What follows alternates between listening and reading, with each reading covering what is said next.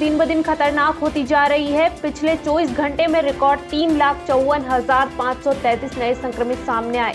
यह दुनिया की किसी भी देश में एक दिन में मिलने वाले संक्रमितों का सबसे बड़ा आंकड़ा है। इस दौरान 2,806 लोगों की कोरोना से मौत भी हुई। राहत की बात यह है कि रिकवर होने वाले लोगों का आंकड़ा भी लगातार बढ़ रहा है। रविवार को 2,18,561 लोगों ने कोरोना को मात दी है। बिहार के लखीसराय में हुई हर्ष फायरिंग की घटना में एक बच्चे की मौत हो गई। घटना जिले के नगर थाना क्षेत्र के कार्यानंद मोहल्ला स्थित वार्ड क्रमांक 5 की है।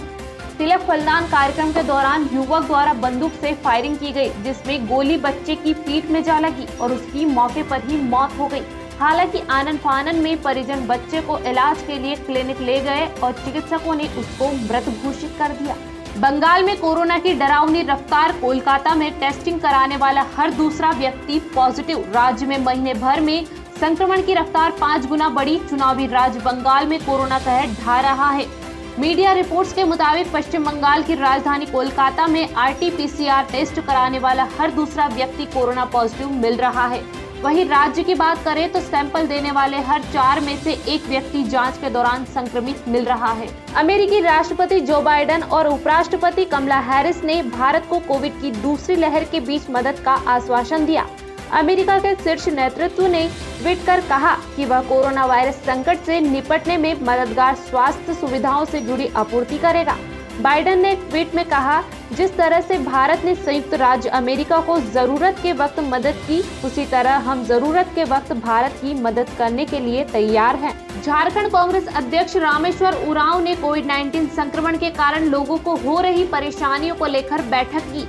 यह बैठक फीडबैक लेने को लेकर झारखंड कांग्रेस के जिला अध्यक्षों के साथ वर्चुअल तरीके से आयोजित की गई। इस दौरान कालाबाजारी और निजी अस्पतालों की मनमानी को लेकर भी प्रदेश अध्यक्ष को कई शिकायतें मिली, जिसे लेकर उन्होंने कहा कि इस मामले में स्वास्थ्य मंत्री और स्वास्थ्य सचिव की जानकारी ली जाएगी। सरकार द्वारा बार बार जागरूक करने के बाद भी किसान खेतों में पराली जलाने से नहीं रुक रहे। गांव लोहरवाड़ा व झिंझर के खेतों में किसानों द्वारा गेहूं की पराली में लगाई गई आग के कारण दर्जनों एकड़ गेहूं की पराल के साथ साथ प्रशासन द्वारा पानी निकासी के लिए डाले गए लाखों रुपए के पानी के पाइप जलकर राख हो गए।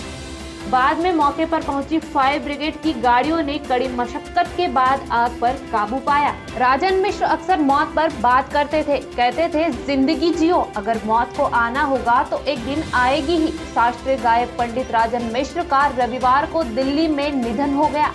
राजन मिश्र ने दिल्ली के गंगाराम अस्पताल में अपनी अंतिम सांस ली थी। कुछ दिनों पहले कोरोना संक्रमित होने की वजह से उन्हें अस्पताल में भर्ती कराया गया था। इसी दौरान उन्हें हार्ट अटैक आया। बिलासपुर के लॉकडाउन में अवैध महुआ शराब की बिक्री की लगातार सूचना मिल रही है। पुलिस ने अलग अलग थाना क्षेत्र में 3 लोगों को 15 लीटर महुआ शराब के साथ गिरफ्तार किया है। पुलिस ने आरोपित के खिलाफ आबकारी एक्ट की कार्यवाही की है। मुख्तार अंसारी एक बार फिर सुर्खियों में है। रविवार को मऊ विधायक कोरोना पॉजिटिव पाए गए। वहीं रविवार को ही मुख्तार अंसारी और उनके कुछ करीबियों पर धोखा करते हुए विधायक निधि के 25 लाख रुपए के स्कीम और सरकारी जमीन के मामले में मुकदमा दर्ज किया गया है। मामले में मुख्तार अंसारी सहित उसके 4 सहयोगियों के खिलाफ FIR दर्ज कराई गई है। मध्य प्रदेश बोर्ड परीक्षाओं पर फैसला। आज 12वीं की परीक्षाएं जून में ऑफलाइन कराने के संकेत। 10वीं का रिजल्ट CBSE की तर्ज पर आंतरिक मूल्यांकन के आधार पर बनाने की तैयारी।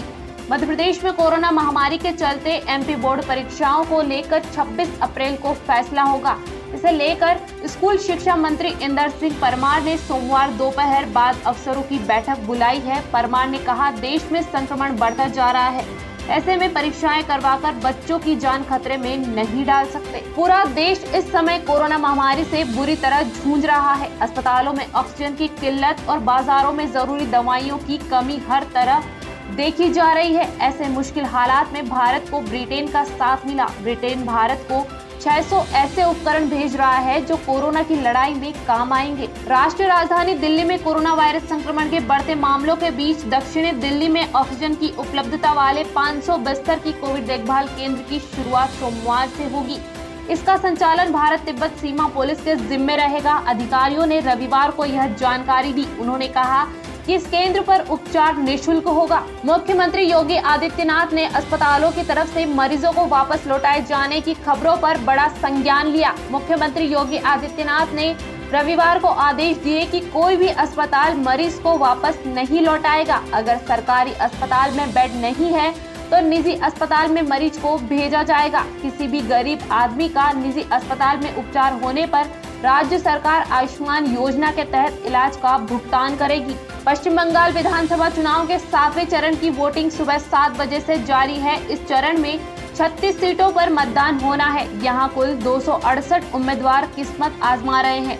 इनमें 37 महिला उम्मीदवार भी मैदान में हैं। इस बीच प्रधानमंत्री नरेंद्र मोदी ने लोगों से अपील की है कि कोरोना प्रोटोकॉल को ध्यान में रखते हुए वोटिंग करें। बोकारो ऑक्सीजन प्लांट से ऑक्सीजन एक्सप्रेस की दूसरी रैंक सोमवार लखनऊ के चारबाग रेलवे स्टेशन पहुंची। इस रैंक में 4 लिक्विड ऑक्सीजन टैंकर आए। हर टैंकर में 15,000 लीटर ऑक्सीजन है। बताया जा रहा है कि एक टैंकर ऑक्सीजन से 30,000 मरीजों को ऑक्सीजन मिल सकती है, जिसे यूपी के 4 जनपदों में भेजा गया। बिलासपुर में रेमडेसिविर इंजेक्शन की कालाबाजारी की सूचना पर तोरवा पुलिस ने 2 युवकों को गिरफ्तार किया। पुलिस ने आरोपित युवकों के कब्जे से एक रेमडेसिविर का एम्पुल और 53,000 रुपए नकद जब्त किए। पकड़े गए दोनों युवक निजी अस्पताल में काम करते हैं।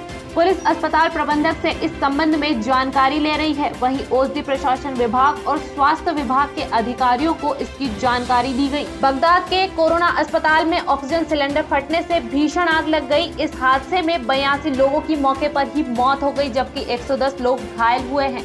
वहीं पीएम ने मान लिया कि हादसा लापरवाही के कारण हुआ है। ये गलती नहीं, अपराध है।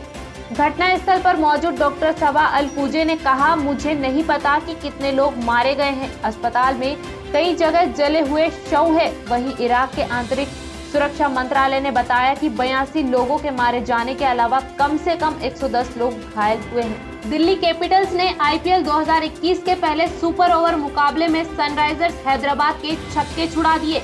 उसने रोमांच की पराकाष्ठा वाले इस मुकाबले में धमाकेदार जीत दर्ज की। मैच में दिल्ली ने पृथ्वी साउ के 53 रनों की बदौलत 4 विकेट पर 159 रन बनाए थे। जवाब में हैदराबाद ने विलियमसन के नाबाद 66 रनों के दम पर 7 विकेट खोकर इतने ही रन बनाए। अब मैच सुपर ओवर में था, जहां हैदराबाद ने बिना किसी विकेट के नुकसान पर 7 रन बनाते हुए 8 रन का लक्ष्य रखा। दिल्ली ने आखिरी गेंद पर 8 रन बनाते हुए मैच अपने नाम कर लिया। दिव्यांगी ऑस्कर अवार्ड्स सेरेमनी में प्रियंका चोपड़ा के हाथ निराशा लगी। उनकी film the white tiger best adopted screen play category में नॉमिनेटेड हुई थी, लेकिन इस कैटेगरी में यह अवार्ड द फादर के नाम रहा।